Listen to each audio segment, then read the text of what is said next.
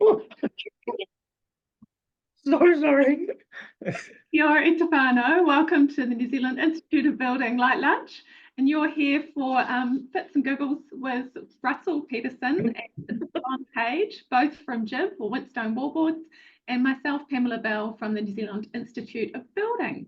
Now, first of all, I might ask you to introduce yourselves. Siobhan, tell us about yourself, your role, and where you're located. Kia ora, I am Siobhan Page. I'm the Commercial Market Manager here at JIB Winstone Wallboards. I predominantly look after our specifiers, which include architects, designers, and ensuring that our systems are going to market and are fit for purpose. I'm located in our brand new offices that Russell is helping build here in Auckland. Awesome. And Russell, yourself? So my name's Russell Pedersen, and I'm the, I have to read my own business card sometimes. I'm the technical support and training manager for Winstone Wallboards. So basically that means my team runs the 0800 number, the helpline. We do site visits and we do training presentations and travel right throughout the country doing industry conferences and training sessions. But we also will sit down on a bucket and chat to builders on site, doing training with 3 others kind of thing. So yeah. Awesome, all sizes. Hey, burning question before we get into what's keeping you awake at night. Tell us about your new Tauranga plant, and because we're gagging to take a look. Yeah, I'm pleased that I was just down there finishing some filming of fantastic new videos that we've got us down there last week. It is super long, and if you're not used to wearing steel caps like me, it becomes a very, very, very long day with lots of steps. So it's $440 million the size of 8 football fields. It is reducing our carbon emissions by 10%, which is going to help Fletcher's achieve the overall goal of 30% by 2030. Awesome. We can produce 50% more plasterboard than what we did in Auckland. And now look, with any big beast, right, you're going to have a few teething issues. But we're getting there, and it's super cool. We're super excited to be able to hopefully open it up for site tours more towards mid to end this year. We're just got to make sure that we're all compliant with health and safety and that everything's tickety-boo. I haven't even been through the new factory yet, but it looks pretty amazing. It is amazing, and it is very, very. It makes me really proud as a Kiwi to see what we've been able to achieve and how we've actually thought about what we're going to be doing. Well, it's investing in our future, isn't it? Because we've been making plasterboard here for almost 100 years. And I think the big driver was, what about the next 100 years? And the machines and the buildings that we had just weren't going to do another 100 years, So the reality is that we kind of invested in New Zealand, knowing that you can't build houses without JIB plasterboard. So cool. So I'm hearing that this will help navigate us through any future unforeseen events like global pandemics with that 50% extra capacity. And I'm also thinking this is the commissioning stage, right? Commissioning being a role or a part of the process in any kind of building or manufacturing. We have a number of members that are in that commissioning space. Yeah, and actually that kind of leads into one of the things that keeps Siobhan awake at night. But I think like each factory, and it's quite crazy to think that we've got people that have been with Winstones for 40 years. Yeah, 30 or 40 years, and there's so much experience there. And they were there when we developed Aqualine. They were there when we developed Toughline Aqua, and these products that have been around for a long time. They were there when they were invented, and the pains they went through to develop these products. We're essentially condensing all that down to a brand new factory in the space of about less than even 6 months to commission it. And some of this easy to commission stuff like JIB standard is pretty simple and straightforward. And that was one of the things we produced fairly early on and started selling. Whereas some of the more complicated products like our thicker fireline products, 1619 and barrier line, a little bit more work to get it right. And it's a bit of a dark art making plasterboard. And and what the big thing for us is, and I guess Siobhan and I were just talking about it before this started, but we lost a bunch of people from Auckland that have been with the business for a long time, that had hundreds of years combined experience, and we lost those people because they didn't want to move to Tauranga. We only took a small portion of our workforce wanted to go down. So it's not just the machines and the building, it's the people too.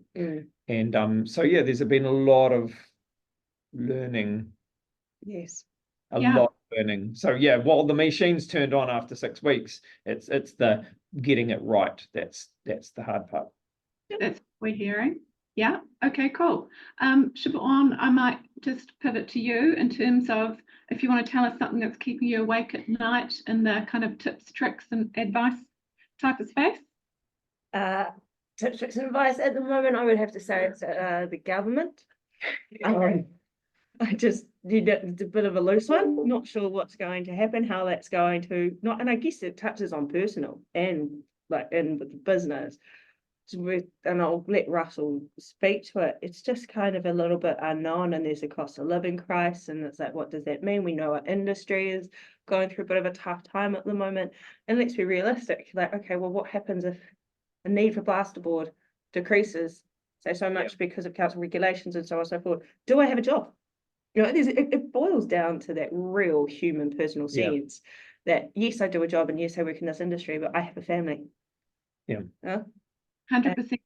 And you also talked before about, the building code review, about the opening up of products with international standards. What does that mean to a trusted brand like Jib? Me? Yeah. Well, and I think one of the big things that keeps me awake is, and I've been with Wallboards 6 years now. One of the things that really got me when I worked here, when I came here, was how much money we spend and how much time we spend and how much of a focus we spend in developing products, not to sell more or to, it's not just a means to an end. We like to solve problems, and that's been one of our foundational pillars that hold up the business. Is we are a systems-based business that uses products that we've developed to solve problems, and that's why so many people use us. And the millions of dollars that we spend in testing and development, and some of the development stuff just gets developed and it sits on the shelf because it's, what's the point kind of thing. And so we're acutely focused on our customers and the problems in the industry, and that's how we've got to where we are now. But what we've now seen is, and we're delivering such a great quality plasterboard. Our literature is fantastic quality, where people use it and refer to it industry-wide all the time. And so we're running at this really high peak of the wave right now, and us as a business, and we feel so proud of what we do. And I'm not against the government and what they're doing. I understand what they're trying to do, but then now they're coming along saying, oh, actually, we're going to kind of potentially take away some of that high level of expectation in the industry. We're going to water it down and let other products come in that, but those businesses, overseas businesses, have no care in the world about New Zealand, about our codes, about our standards, about quality. And essentially, we're carrying on doing what we're doing, but is it always going to stay that way? And do our politicians that make these decisions, do they have their finger on the pulse of the industry? Are they talking to the right people, suppliers, builders, customers, developers, designers, and are they talking to the right people to get the right information? And what's are we just changing things for the sake of changing it? And yes, while we go to the supermarket, we want to see some regulation put in there. I think the building industry, we want some regulation introduced without watering down the quality that we are striving to reach every day. And especially when quality is one of your pillars of your branding and your work. And absolutely, industry associations like the Institute of Building are involved with advocacy through to the new government around clarity of the pipeline, the construction pipeline and infrastructure pipeline, so that we can see forward. So that's a consistent message across all industry associations and the Construction Industry Council. And I know, actually, Siobhan, you were telling me just before about a number of ways people can stay involved and up to date with what's going on, that you've got technical webinars, YouTube channels, newsletters. Yeah, so another part of my job is I actually look after all the branding and the comms, which is super exciting. So we have a whole bunch of, our YouTube channel is stacked with great content on like how to help when you get stuck. Learning technical innovations. We are practical stuff, the actual hands-on stuff, and it's quick. You open it on your phone and you're there. It's great. We do have like some CPD courses that we're coming up with. So we're really starting to map out what we're doing over the next 12 months. And then we just had so much content, people getting lost. So we want to make sure that we talk to our awesome builders, our designers, our specifiers. What is it that you actually want to hear about? What is it that you want to you want to learn, what you want to need? And we're going to develop this content so it's actually for the industry and the industry. So we'll be mapping that out. You can sign up to our cool. like and subscribe to our YouTube channel, sign up to our emails, and that way you can find out about it. We're also, it's taken me a year and a half, we're back on the social medias, slowly, but surely, so we'll put those things out across those channels as well. Yeah. Okay, cool. Well, we'll make sure that the links, the handy links, are underneath the recording of this little catch up. I did want to now pivot into the almost personal, but still some construction space. Well-being. Russell, you were mentioning that you're involved with the effects of the floods and Well, one of the things that keeps me awake at night is our house, we live in Blockhouse Bay in Auckland, and our house was flooded 3 times early last year.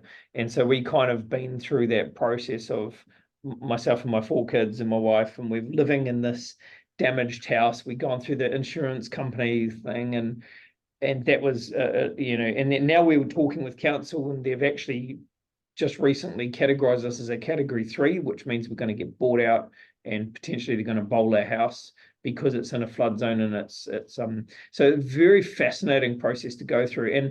And as much as people like to hate on the councils, I think Auckland Council have handled it really well. A bit slow, but really robust, fair, equitable process. And it's quite interesting being involved in the industry and looking at me as a homeowner and seeing what's involved in that process. And it's fascinating. But I think one of the things I've picked up on at council are really trying to focus on planning for the future, and it's really great to see. It's been a challenge. Yeah, you're on both sides, aren't you? Yeah. So how are you staying sane? What's a well-being tip either for someone who's experienced the flood or who works in the construction industry, which is changing right now? Well, me personally, I mean, I'm trying to go to the gym a bit more, but there's someone told me, have you ever done the cold showers thing? You turn the shower under cold at the end, and it's like, I found that really helped my mental state. It's amazing, that whole cold ice bath thing. Anyway, that's one thing I'm trying. Okay, that's good to know. Yeah, and you're ending your shower with the cold burst. Yeah, you turn it on cold, and it just shocks your system and it keeps you awake and alive, and it's amazing. It's a lot of fun. Siobhan, anything else? For me, I've noticed actually a change in diet has been quite a huge thing for my mental health and my coping and my energy levels. What in particular? There's this great, I'm not giving a plug, but there's this great thing called Farmer's Box, and they've got huge, incredibly beautiful, delicious fruits and vegetables for the most awesome prices, and you get it delivered to the house in 2 days. Right, fresh produce. It's fantastic. You can make smoothies in the morning.